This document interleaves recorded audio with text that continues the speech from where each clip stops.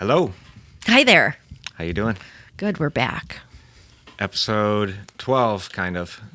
Yeah. 13th one, but there was a 10.5. There was a 10.5. Yeah. Oh, let me start my timer because we like to Like to keep it at 30 minutes, but even though Chris Johnson said it should be an hour, I don't know. How do you feel? Should it be an hour or should it be 30 minutes?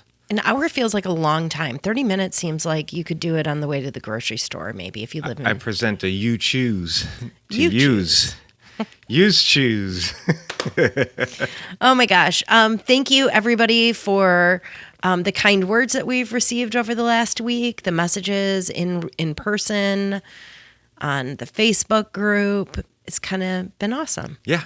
In the Facebook group, if you're not in there, you should get in there. Links in the description. Punk Rock Pinball Facebook group. Over 1,200 members now. It's crazy. Lots of Off With Their Heads fans, lots of Alkaline Trio fans, lots of Smoking Popes fans, and other pinball people. Sincere Engineer fans. Sincere Engineer fans. She posted in there. Rodeo Boys fans. Rodeo Bros fans. Yeah. So that's been pretty awesome, and spread the word. Yeah. Share it. If you're watching the podcast on YouTube, give it a like. Hit the like button. It helps those algorithms and subscribe to the channel. Yeah, let's all take a second, maybe hit pause, like this video, or if you want to wait to the end to see if you really do like it, that's cool. But it helps us with its stupid algorithm. So let's get a little DIY with it and participate. And if you're listening on any of the podcast platforms, it would mean a lot if you just took a second and liked it or reviewed it or subscribed to it, rated it, whatever it is on your platform. That would be really super awesome. Yeah, I think those ratings on Apple and Spotify and those, the more ratings you have, the more people it kind of shows it to. So if you like it, give it a rating. You don't even have to write words. You can just give it stars. How many stars you want. And if you want to say a few words, so be it. Say a few words. It's cool. Yeah. All right. Well, Mike, last episode we had Deanna in here, and we recorded 2 songs with her upstairs. Yep. I just edited those.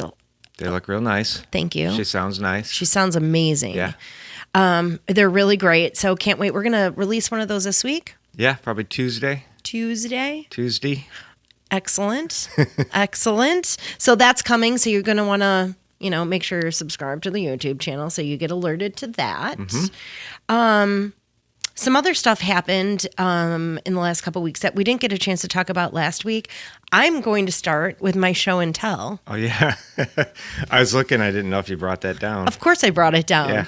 I won the Bells and Chimes Kong launch party. I'm the grand champion. I had a killer game, I got to tell you guys.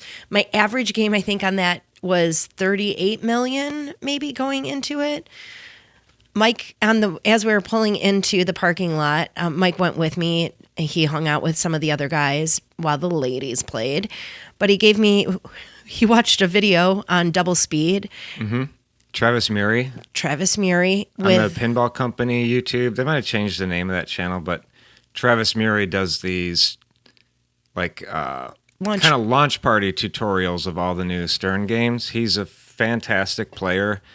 And he will give you tips on, here are the things you need to stack together to score big on X game. I watched the one on Kong. I relayed that information to Stephanie. She was able to execute it. So my first ball, keep in mind my average game was 38 million. I might be giving myself a few extra million on that. But my very first ball in the championship round, 198 million. What? Yeah. I was sweating. I was thinking this ball is never going to end. I was listening to the other gals watching saying, she just beat my entire high score on the first ball. I'm not going to win this. And it was total intimidation. No, it was great. But I think I ended up with 205 million maybe. I didn't get much more than that. It was 220 something. Well, I didn't do much on my second and third ball. Didn't need it. And it just goes to show that one ball can change it all. One ball can change it all. So that was big news. That felt really great. Felt really great. That's your second plaque Steph also has an Uncanny X-Men launch party plaque. Yeah. That was. I have no plaques. Probably won't get any plaques. With that attitude, you won't. But I've got a plaque in my mind from our live stream last Friday. Joe and Shelly Sharp, our friends, Joe and Shelly. We talk about them a lot. If you want to see what they look like, check out our live stream from last Friday. We streamed 4 hours. 4 hours of the Black Knight Sword of Rage. Like lunatics. Like 4-player free-for-all. First person to 5 wins. Now, Joe shot the best game of the day, but he didn't win the match. I won the match, and I said when we were tied 4-4, I think I said to the camera, like, never in my life did I dream I'd be tied 4-4 with Joe Sharp in a pinball match, because Joe's a much better player than me, but not Friday on the Black Knight Sword of Rage. Too bad if I spoiled it for you, but if you want to see Joe play, midway through the video, Joe does Grand Champ the game. He shot the best score. We gave away merch, like some of this punk rock pinball merch, because we set a goal. If somebody shoots 400 mil, we'll give T-shirts away. Joe did shoot 400 mil. Shipping out T-shirts this week when the post office is back open. So if you want to win free merchandise of ours, like watch the live streams, and if you want to buy merchandise, there's a link in the description. We would love it if you would buy some. I mean, I like giving it away, but it would also be cool if you bought some, because it doesn't, it's not free to make it. It ain't cheap. It ain't cheap. Like the hoodies are not cheap. They're nice hats hoodies. Hats are not real cheap. I mean, hats embroidered. Ryan from Off With Their Heads makes it all, and he has high standards for the merch, I must say. Yeah, he does a great job. But if you want to win some free merch, watch our next live stream. Not sure when that'll be yet, because this week we're going up to the Papa 22 Pinball World Championships. In Schaumburg, Illinois. At Interium. Yeah, it's a totally different format than anything we've done before. I don't even know what you call it, but you get cards and you play 5 games on a card. That's all I really know. And there's tons of games. Yeah. There's a regular tournament, a classics tournament, and a women's tournament. Women's tournament. It's going to be like a few days of fun-filled pinball. Most of the top players in the world will be there. I'm not expecting to do much. I'll probably only try, because you can get a card and play your games, and you can keep rebuying and do another one if you sucked. I'm not going to do that many, because those top players, I can't compete, but I'm going to just do a card or two, see what happens. We'll try our best. You maybe could, if you had a hot day, could make the finals in the ladies. I don't know. There's some really good ladies. But you're good too when you get on. Maybe on the, I don't know. Maybe it depends. We'll see. I'm going to give it my all. Yeah. So that's coming up this week. I don't know if we'll take some gear and do a podcast up there. Maybe, but we'll definitely, if anybody is watching this and is also going to Papa, look for us, because I'll probably have some goodies in my bag, like stickers and buttons and that kind of stuff. Koozies. Got these little magnets, these things. Yeah. Little punk rock pinball magnets. You can stick them on a game. I'm going to just stick them on games around. Or stick them on your fridge. I'm going to put them around Interium. If you find one, please post about it. Let me know. Yeah. Send us a message and say you found it and you stole it, because that's the whole point. Yeah, if you steal it, we'll just go put another one on. Yeah, so steal some magnets. Permission granted. Yeah, so this will be, we played in one big Interium tournament over the summer, but the Papa one's going to be by far the biggest one we've ever played in. I think it's 300 players. 300 players. I bet you probably 50 of the top 100 in the world will be there. So, we've got no shot, in the main, no shot. No, we're just going to go have fun. But even if you qualify, 150th, you probably get as many IFPA points as you did for, winning this plaque down here. Probably. But, Joe, he's a good player. CJ from down here. Chris O'Brien. They maybe could, Chris O'Brien. Some of those guys maybe could get up there into the finals. I don't think even if I shoot a really good card, I don't think I'm making the A finals. It'd be awesome. And I'm so confident that I won't, that I didn't book the hotel for Saturday night. because the A finals like go to Sunday and we're going to go home on Saturday. And I'm that confident that neither of us are making that final. So, we'll see what happens. But the women's final's on Saturday, so we'll be there for that if you make it, when you make that. I can always come home with Joe and Shelley. Yeah. That's true. The other thing I wanted to mention is we did something really cool yesterday.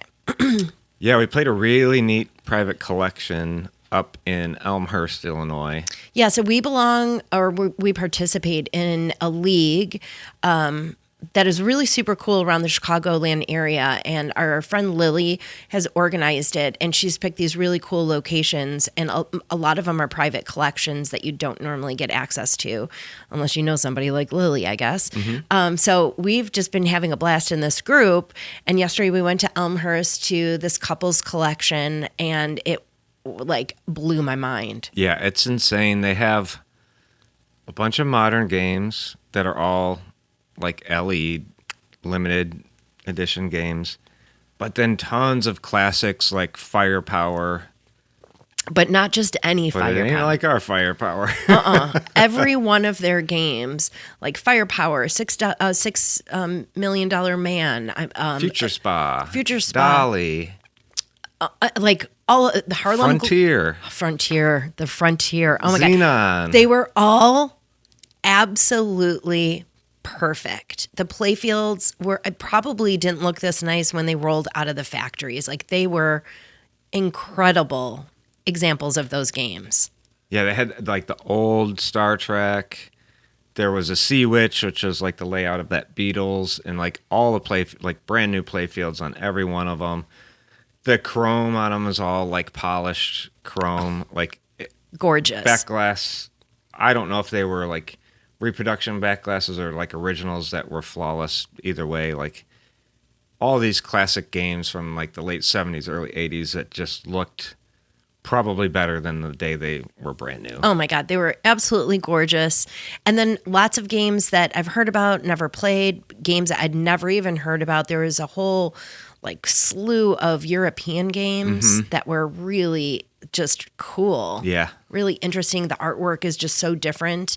Mr. Black was very creepy. Mr. Black's scary. That music in there is even scary. And then the Cyclopses, which had a bunch of scantily clad ladies on the Cyclopses. I think they were imprisoning these foxy ladies, and they're all over the playfield, these ladies. Yeah. And I think that was a European game, too. That was not like an American No, company. Lots of, I think, games from Spain. The Mr. Black, I think, the language, everything was in Portuguese. I don't know if it was from Portugal or Brazil or where, but who knows? Very cool. I took a bunch of pictures of stuff. Maybe I'll try to make a reel to share some of that, but it was cool. Put it as a YouTube short. Make it a YouTube short. Make a YouTube short. That was a fun day. We didn't play great, but I won on Fishtails. Fantastic example of the Fishtails game there. Brand new playfield on it. The Indiana Jones? Probably the best Indiana Jones pinball adventure you've ever seen. Oh, my God. I think in total he had close to 80. Uh-huh. Around about 80 machines. He said he has room for 20 more. And he said there's more coming. I don't know what. I want him to sell the Frontier to us. Oh, my God. It was gorgeous. Yeah, it was really cool. I mean, I look on Pinside and I see these ones that are, being sold in the playfields all chewed up and paint. I mean, because it's a 40-year-old game. Mm-hmm. Oh, my gosh. Yeah, oh, my gosh. It's kind of overwhelming. You go into a place like that, what do I play? And I had to play, he had a Ripley's that was a lot nicer than ours. We had a topper. Had the topper, but I think ours actually shooting-wise shoots just as good as that one, but his was... Yeah, he's missing the fancy temple. And he didn't have the temple mods. We had to have them out-modded on Ripley's. It's the one game. That was fun. What else? There was big news this week at Stern. Yes. Stern Pinball announced, sort of, with a very short teaser, a new Star Wars machine. Mm-hmm. Not a Costco home edition. Fall of the Empire, it's called. Yep. And we know that it's called Fall of the Empire. And we know it's designed by John Borg. So we know, you and I, we know that Mike is going to get it. I'm going to want to get it. Because he's a Borg and boy. because I'm kind of back into Star Wars now. And I see a lot of people in the pinball groups like, oh, no, they're Star Wars. And there are a bunch of Star Wars pinball machines. Like Stern this week is like live streaming a bunch of them with Jack Danger. And they did like the first Star Wars that Borg designed. And they had some of the other ones. But I would say, yes, there are a lot of Star Wars pinball machines. And there has not been a single one yet to nail the theme. Even the one that John Borg did? The one that John Borg did is the best. And that was like the first Star Wars pinball machine. And that was, I think, maybe the first one. But that's like a DMD game. It's not, you can't have like the movie clips like. Yeah, this is what a DMD is. So it's all like, and there, it's not even a color DM. This one is a color. The Ripley's has a color, but the original, you would have to put a color on it. Where there isn't like video, like real video or clips like on the modern Sterns or Jersey Jack or Spooky. Yeah. Where it's actual like animation video. So there's only kind of two Star Wars. You got the home edition and then the Steve Ritchie one, which was what year? 2016, 17, 18. Mm-hmm. The Spike 2 Star Wars by Steve Ritchie. I just don't think that. But I mean, I feel like the Mandalorian also is part of the Star Wars universe, so that also counts as a Star Wars game. And hear me out on this. I know a lot of people don't love the Mandalorian, but the Mandalorian, in terms of theme integration versus the Steve Ritchie Star Wars, the Mandalorian blows the doors off of the other Star Wars game. It smokes it. In terms of like what clips they use in the game and things like that. All right, let me just pause here. So Mike has gone on a Star Wars bender the last few months. So when there was rumors that there may be a Star Wars game coming out this fall, Mike started started watching Disney Plus and all of the Star Wars, not all of it. You actually consulted Mike Muse from Mulva, the band Mulva. Yes, they've been on this channel. We've got videos from Mulva on this channel. They've got a New Wish EP out that I mixed. It's on Spotify. Check them out. Mike guided me through my newer Star Wars journey. Yeah. I started with Andor based on his recommendation, then went to Rogue One, then went to Mandalorian. And I got to say, so then I traded Venom for Mandalorian because I really liked the show. And I've only played it like, it's only been here a day or so. I played it like 10 or 12 times. And all the best moments from that show are in that game. Who designed that one? That's a Brian Eddy game. Okay. And people don't like Mandalorian. I don't know why. I think it's fun to shoot. And all the best, if you like the Mandalorian, like all the best stuff from the shows are in there. I know nothing about the shows. Whereas that Steve Ritchie Star Wars, that game's so convoluted. The rules are so weird, and I know you can move around the bonus shot and get huge points, but like none of the modes, at no point do I feel like I'm playing a journey through those movies. Like not at any point. I know you pick your character, but like the modes and missions, they don't make sense in conjunction with the films. Like I don't feel like I'm in it at all with that game. And that game's about the first trilogy. Yeah, so that's episodes 4, 5, and 6. So which kind of rumor is, Fall of the Empire really could be 4, 5, 6, 7, 8, 9. Like I'm thinking it's heavily 4, 5, and 6. And I have a feeling that John Borg is gonna just smoke the shit out of the Steve Ritchie Star Wars. My money is on that this game smokes the Steve Ritchie Star Wars. That's my expectation, is it's going to blow it away. So the bar is high for you. Yeah. And I think it's going to be met. It's going to be what? The bar's high, and I think my guy Borg is going to meet. He's going to meet it. He's going to meet it. I'm expecting like really cool integration of the clips into the game in modes that make sense, in rules that make sense. Like most John Borg pinball machines is very clear cut, like what you need to do. There's very few John Borg machines where it's like, what the hell am I supposed to do on this game? Mm-hmm. And I don't know who did the code on Steve Ritchie Star Wars, but like, I don't know. I'm not a fan of that game. It doesn't work for you. No. Your brain works like a Borg. And it's got the geometry problem where like you could plunge 8 times in a row and just have it go down an out lane every time.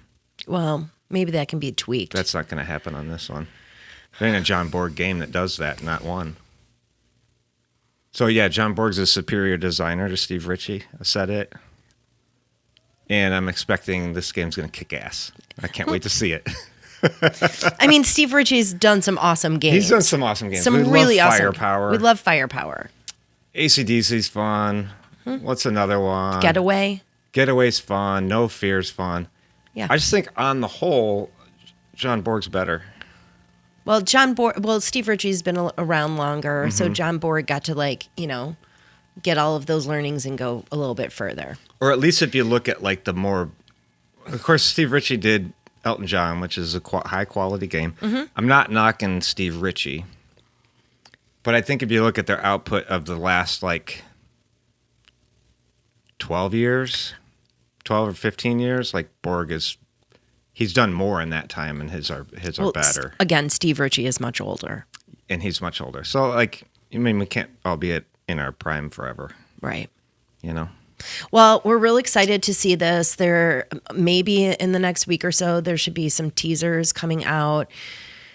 Definitely, this machine is going to be available, to play at Expo this fall in September, which we'll talk about Expo when it gets closer to it. But it's a big pinball. It's a big pinball event in Schaumburg, Illinois. Yeah. So that'll be really fun. We'll talk more about Expo later, but yeah, big news on Star Wars. Yeah. I can't wait to see it. The other big thing that you didn't mention is Star Wars: The Fall of the Empire is going to be the very first Stern machine that is on their Spike 3 system. Yes. So that's kind of the computer, more or less, system that it's on. So most of the games that have come out in the last 10 years or 8 years, maybe. I think about 10. Like, wasn't the first Spike 3 in 2016? I think it was Aerosmith, maybe. I'm making that up. Batman 66. Okay. So they're due for an upgrade, and it's going to be really interesting to see what tweaks they've made to it, what you'll be able to do. We're really hoping that there will be some kind of easy input for us to live stream and tap into the computer so we can have the graphics from the screen and the audio going right into our streaming software. It would be really super cool. Yeah, because if you want to live stream like my Jersey Jack avatar, it's HDMI port in the game. Mm-hmm. I can go right HDMI into my computer. If I want to do that on a Spike 2 Stern, I have to modify. I have to put a thing on the machine, order a part for $100. I'm not going to do it. So hopefully Spike 3 has HDMI output. I think Spooky games do. I think the new Spookies do. I mean, it's too late for us to be requesting that they do that because Spike 3 is there now. It's done. I don't think they'd listen to us anyway. And they don't probably listen to this show. But man, put a request in. I hope there's an HDMI output on the game. Should make it easy for streamers to stream your product. Yeah. We'll see. Yeah. We'll see in a couple weeks. Yeah, I can't wait to see it. That's going to be awesome. All right, so this week, instead of a you choose, what we're going to do is we did this thing on Friday when our friend Chris Johnson brought down, we did a trade, The Mandalorian we traded Venom for The Mandalorian, and he brought it down from Rockford for us. Thank you again, Chris. Yes, thank you. And he also brought some really delicious cinnamon rolls that were ridiculous. Thanks again for that. So while he was here, we flipped around for a little bit, and we all came up with a top five of machines that if you could only play 5 machines from now until the end of time, what are those 5 machines on your list? And I will read those to you. This is interesting because me and Steph did it, Chris did it, Joe and Shelley did it, and we all have pinball collections. I don't think Chris does, but we all have a lot of machines that like we don't own, which is funny because it's like if this is one you'd want to keep forever, like why don't you have it? You have 15. Why isn't that one of them? Right. I was thinking about that. Yeah, I know. So Chris Johnson's top 5: Jaws, Evil Dead, Halloween, Texas Chainsaw Massacre, and Elvira House of Horror. I mean, he's got a theme there. Yeah, he likes horror movies. Which is awesome. So he's got 3 Spookies and 2 Sterns. Mm-hmm. That's kind of great. Spooky nails the horror genre. They really do. Man, I inhaled this Mountain Dew. I didn't swallow it correctly. Do you need a second? Trying to not die. Sorry for the coughing. Like it went down the wrong pipe. Drink your nectar of the gods. Mm-hmm. Mountain Dew, the nectar of the gods. I've been drinking it the last few days. I haven't drank a lot of Mountain Dew lately. Maybe that's the problem. Maybe. Oh, wow. Gotcha? Yeah. You all right? I'm trying to be. Oh, Lord. Okay. Okay. Mike, do you remember what your top 5 were? I don't remember. Let's see if I can remember. I had a really hard time with this list. Like, Chris sent me an Instagram message. What are your top 5 pinball machines to keep forever? And I replied, Jaws. Yeah. And that was it. Yeah. Because I don't know otherwise. Like, every other pin that we own, I could see it leaving the collection and it wouldn't hurt my feelings. I like them all. Yeah. But none of them are like, I need to have this forever, except Jaws. So what else did you do? I took Elvira House of Horrors. Okay. And I would probably own this by now if Ruben and Angie didn't own it. But I feel like maybe one day we'll trade. Yeah, they're going to want to trade. We've got James Bond in there, which we have owned, the Pro and the Premium. Only reason we don't own it is the last Premium had like a ghost in the machine, and I didn't want to deal with it, so I traded it for an X-Men. I have Evil Dead, and I have the Metallica remaster. That's my top 5. Those are pretty good. I will also note that when you traded the Bond, you did disclose there's a ghost in the machine. Yes, I traded it to CJ, who is a tech, and I didn't trade it to somebody like, they got this ghosted game. I traded it to CJ, who knew of the ghost. Yeah. Which is why I gave him a Premium for a Pro, because I don't know if he's fully rid the machine of the ghost. Oh, really? Just yet. I think he sort of did, but then I think it kind of came back. So I didn't want anything to do with it. But it was fully disclosed, like, this game has problems. Yeah. So I didn't, like, get one over on anybody. No. All right. My top 5. Mm-hmm. I'm going to start with the 2 that you and Chris said that I also have. Jaws, of course. Mm-hmm. Evil Dead. So the 3 of us had that. I'm saying Firepower. Mm-hmm. Big Lebowski, which is just so fun. It's a good one. And Twilight Zone. Also a good one. I haven't played it a ton, but there's so much going on in there. I think that would keep me entertained for a really long time. And you like Lawler games, and so you need to have a Lawler in there. And that too. Yeah. Okay. Joe and Shelley, I cannot believe, did not pick Jaws. Neither one of them. Neither of them picked Jaws. God dang it. Shameful. Those 2. Shelley said dialed in Lawler game. Lawler. She loves it. Mm-hmm. She said Bond. Bond is great. Godzilla. Harry Potter, even though She hasn't played it yet. Or maybe they played it. No, they did play it. They have it. They don't have it yet. And she said Pulp Fiction. Which they do own. They have a Pulp Fiction. Yes. And that's a good one. Yes. Mark and all Ritchie. of those are in their collection. It's a Mark Ritchie game. Yeah. Steve's bro. Mm-hmm. Mm-hmm. Mm-hmm. Joe's list completely surprised me. Yes, this one shocked me because do they own any of the ones on his list? Yes, one. One of them. They own Jurassic Park. And they have like 17 machines. Yeah. Yeah. And all right, so really the only modern one is like modern Jurassic Park. Mm-hmm. Then he put Dolly Parton. That one surprised me. It shocked me. Yeah. It's a super fun game. It is fun. Tales of the Arabian Nights, which I knew he loved. Uh-huh. When we were down, what's that place outside St. Louis? Atomic, yeah. He was like explaining to me how to play it all. Medieval Madness. Yeah, I didn't know he had a big affinity for that. Didn't know. Yeah. And Theater of Magic. Theater of Magic. We were playing Theater of Magic at Tilt, me and Joe once, and he was like, I like this game. He really does. Yeah. It's in there for him. And I think he'd probably own a Tales of the Arabian Nights by now, but there's rumors that somebody's going to remake that. Maybe Pedretti. I think it would be Pedretti. I think played that Funhouse Pedretti remake yesterday. It was super cool. I thought it was pretty good too. Yeah, I know the guys on the Flippin' Out stream, they did not love the Funhouse, but I think it was more just the theme and the rules. So I think he said it was nice. I mean, it feels like a nice, solid game. Yeah. The build quality feels good. Yeah. And you do have some nostalgia for Funhouse. I mean, who doesn't? And it's so creepy, and it would just be great in the basement.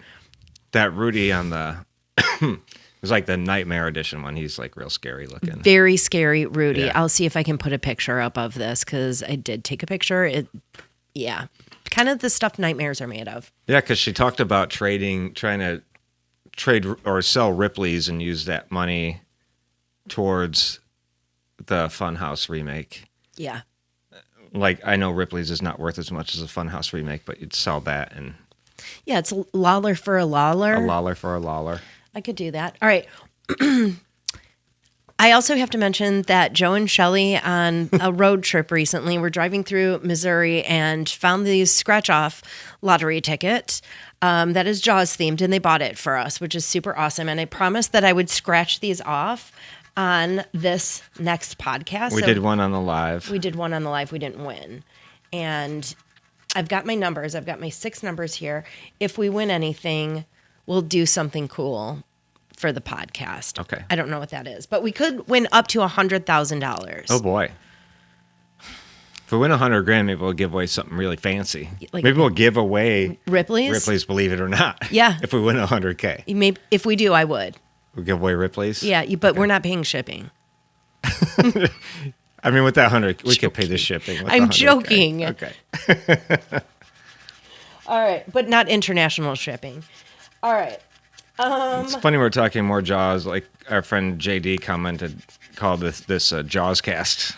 It is a Jaws. It is like a Jaws cast. All right. Jaws is the reason we're here.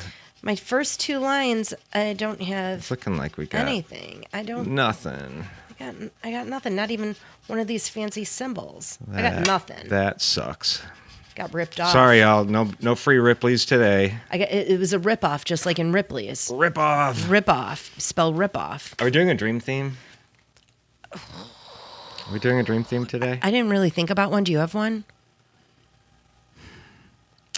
I don't know if I have one. We came unprepared with a dream theme. It's just going to crush people if we don't have a dream theme today. I mean, I could always come up with one. It might be actually.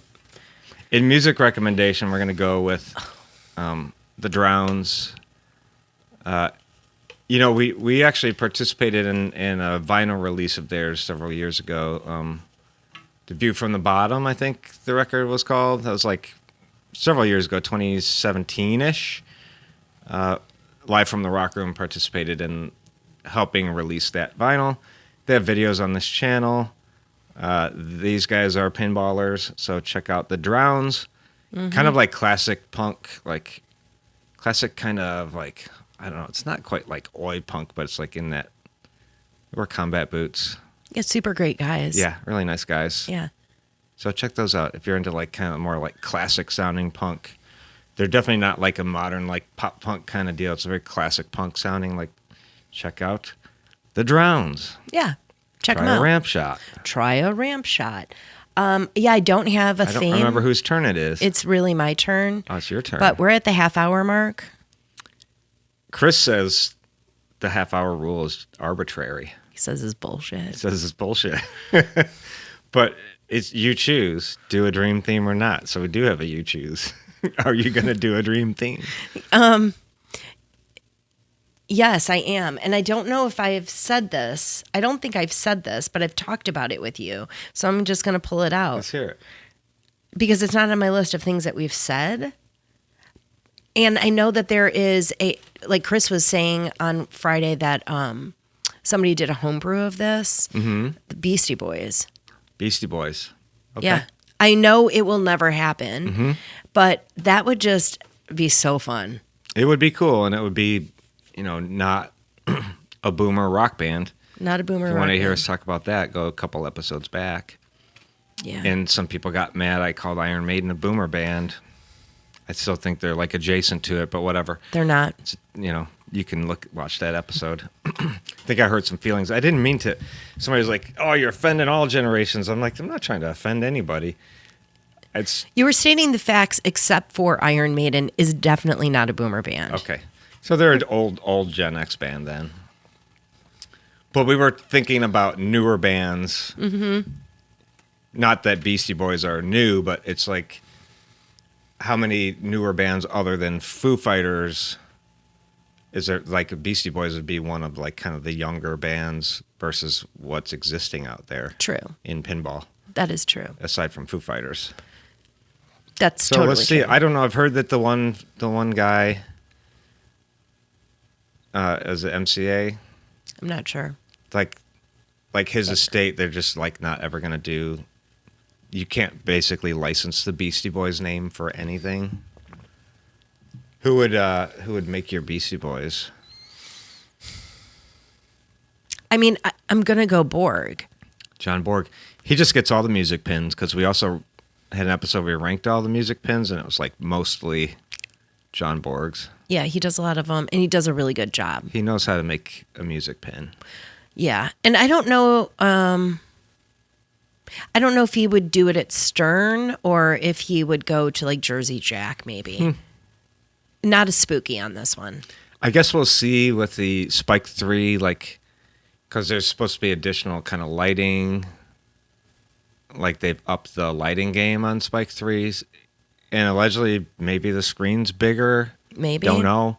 Sound system improved on the LEs for sure. And I think you can upgrade them. You could buy the upgrade kit on a Pro. So if the Spike 3 has the juiced up lights and better audio, because Jersey Jack as it stands today has better audio than a Stern out of the box, just does. But if the Spike 3 audio is like up on that level and the lights are better, maybe you just have Stern do it. Maybe. Then Borg doesn't have to switch companies. That's true. You know? That's the guy true. can stay in his current job. That's true. We'll leave him there. Yeah. We'll leave him there for now. All right. That's the end. I think that's the end. And, you know, I feel like some people are probably going to think I was bashing Steve Ritchie there in the middle, but I wasn't really bashing Steve Ritchie. More bashing his attempt at the Star Wars game. Yeah. Because I think it was a miss. It's okay. It was a miss. But I'm not bashing Steve Ritchie. We own one of his games. I like a lot of his games. Well, we got the Black Knight. We have two of his games. Black Knight and Firepower. Yep. So I'm not bashing, but that Star Wars he did, it ain't that great. Well, it's, you know what? But the Borg one's going to be. That's why they make Neapolitan ice cream. The Borg one's going to be great. Yeah. Because the original Borg one was great. Mm-hmm. It's just limited based on when it was. Who did the home edition? George Gomez. Okay. We haven't played it. That Data East one was just limited based on its era. Right. In terms of what you could do, like with integrating the theme like into visual assets. No more. No mo. Yeah. Okay. All right. Well, toodaloo, everybody. Have a great week. Yeah. We'll see you next time. Chris, sorry we didn't hit the 1 hour mark. Yeah. Well, we got 38 minutes. 8 minutes longer than usual.